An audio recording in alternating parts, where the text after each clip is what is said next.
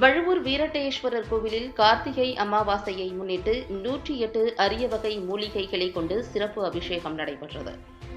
மயிலாடுதுறை மாவட்டம் குத்தாலம் தாலுகா வழுவூரில் 1000 ஆண்டுகள் பழமை வாய்ந்த வீரட்டேஸ்வரர் ஆலயம் அமைந்துள்ளது. இறைவன் யானை வடிவ அசுரனை வதம் செய்த இடம் என்பதால் அஷ்ட வீரட்ட தலங்களில் ஒன்றான இங்கு கார்த்திகை மாத அமாவாசையை முன்னிட்டு மலை மற்றும் காடுகளில் விளையக்கூடிய 108 அரிய வகை மூலிகை சார் கொண்டு அபிஷேகம் நடைபெற்றது. சேலம் மாவட்டம் எடப்பாடியைச் சேர்ந்த திருமூலர் மூலிகை அபிஷேக அறக்கட்டளை சார்பில் பௌர்ணமி மற்றும் அமாவாசை நாட்களில் பாடல் பெற்ற சிவாலயங்களில் இவ்வகை மூலிகை அபிஷேகம் நடைபெற்று வருகிறது. அறக்கட்டளை சார்பில் 109வது ஆலயமாக வழுவூர் வீரட்டேஸ்வரர் கோவிலில் இந்த அபிஷேகம் நடைபெற்றது.